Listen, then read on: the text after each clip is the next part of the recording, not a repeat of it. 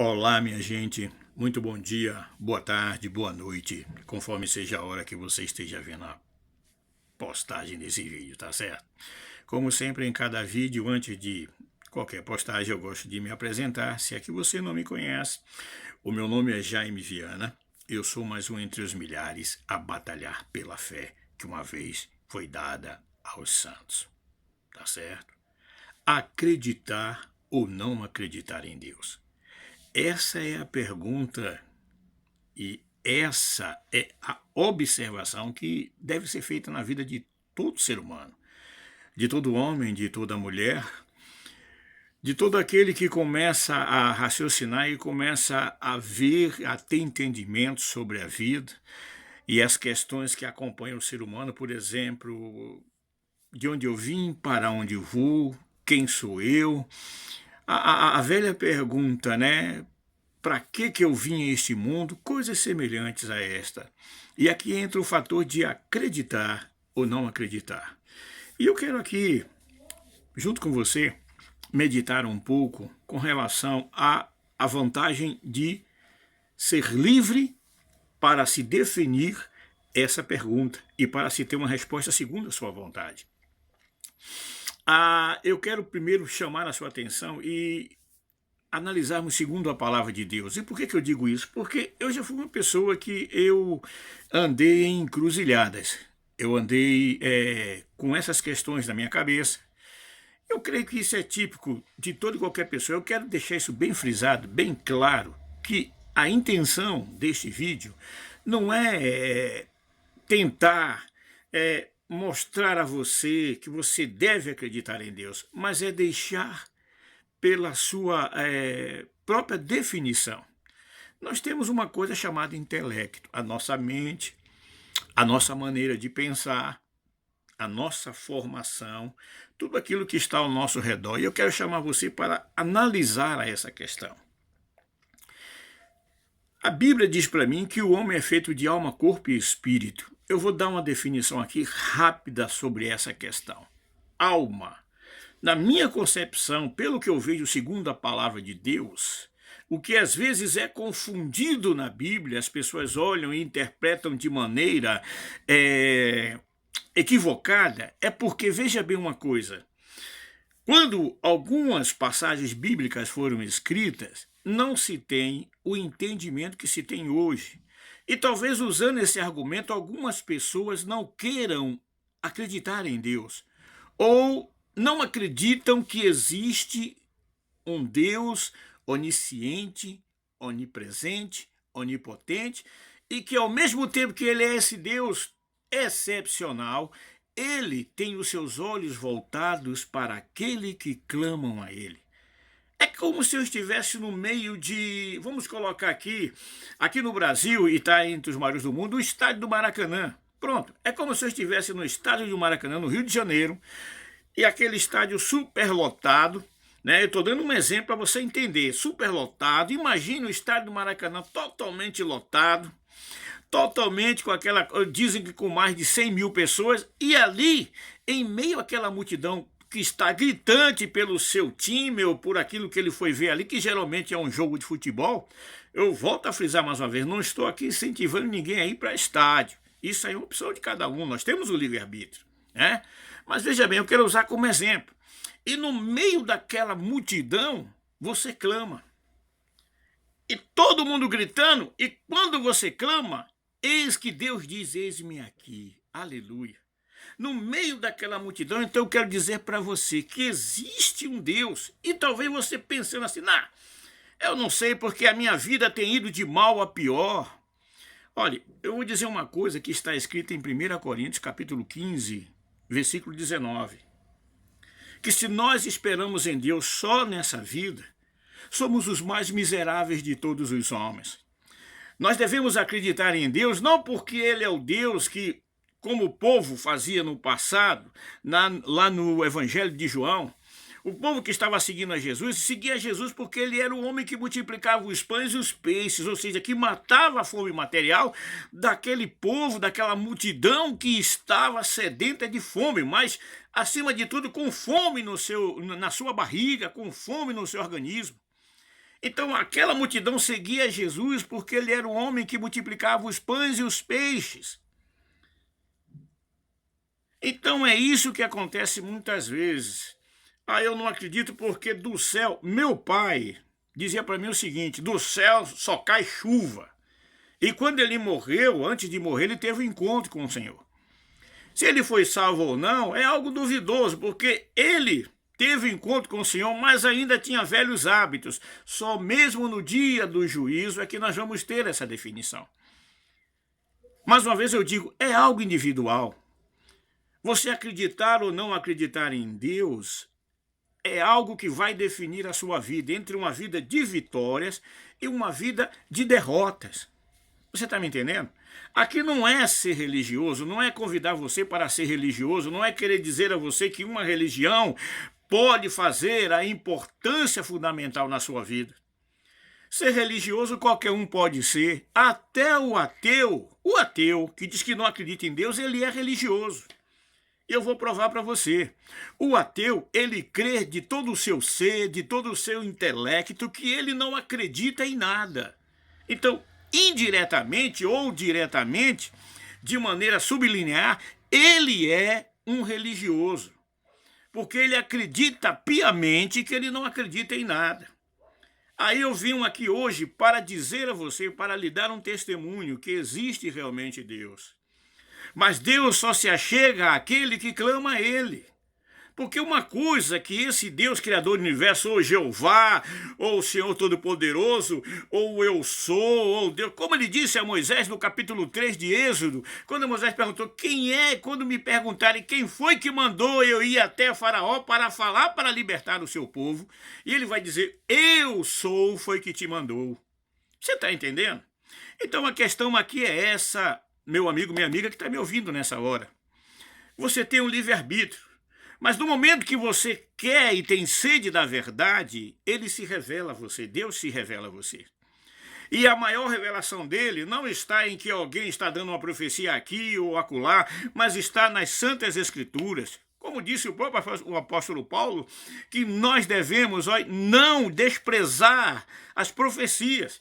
E a maior de todas as profecias está dentro da palavra de Deus. É Deus profetizando que se o homem aceitar e seguir no seu caminho, como ele disse a Abraão no começo do capítulo 12 de Gênesis, ele disse a Abraão, sai do meio da tua terra, sai do meio da tua parentela, anda na minha presença, ser perfeito e eu vou fazer de você uma bênção, em outras traduções, e você vai ser uma bênção. Então eu quero dizer uma coisa a você, não é o fato de você ser uma pessoa religiosa, ou de pertencer, como muitos dizem, eu pertenço à religião tal ou tal, nós devemos pertencer a Jesus Cristo, porque foi Ele que morreu na cruz do Calvário, foi Ele que derrotou a Satanás e toda a legião do inferno, e o diabo está me ouvindo nessa hora, e eu tenho convicção disso, de que um dia Deus, através do sacrifício do seu Filho, libertou a humanidade da condenação eterna, como diz 2,14 de Hebreus. Que pela morte ele aniquilou aquele que tinha o império da morte. Então acreditar em Deus, meu amigo, minha amiga, é algo que faz diferença, é algo que faz o morto reviver, é algo que faz o inanimado ser animado. Porque se nós temos alma, corpo e espírito, nós temos que entender que a alma é o movimento, é a ação de tudo aquilo que nós fazemos. Pegue uma camisa. Olhe para o braço da camisa. Tem movimento nela? Porque você está nela. Tire a camisa e coloque sobre uma cadeira. Eu quero ver se ela vai se movimentar sozinho. Alma é isso, é movimento. Alma é isso, é movimento.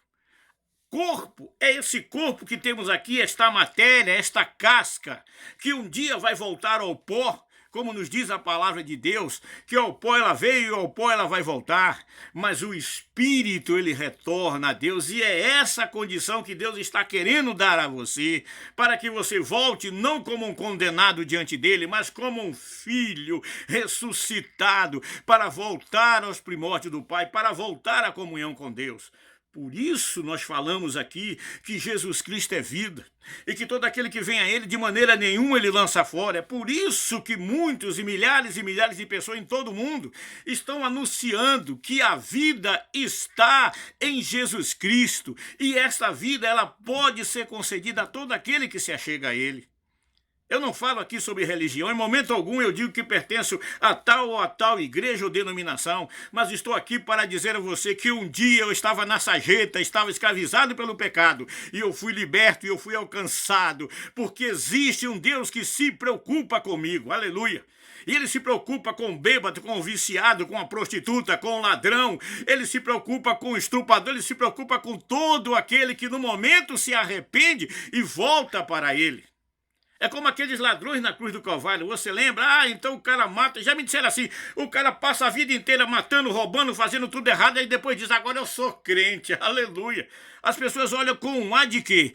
Com um ar de revolta. Como é que pode? Eu quero dizer uma coisa para você, primeiro que o céu é um lugar preparado para aqueles que são ex-prostituta, ex-condenados, ex-viciados, ex-ladrões, ex-estrupador, tudo ex, porque o Filho do Homem, ele veio buscar e salvar o que se havia perdido.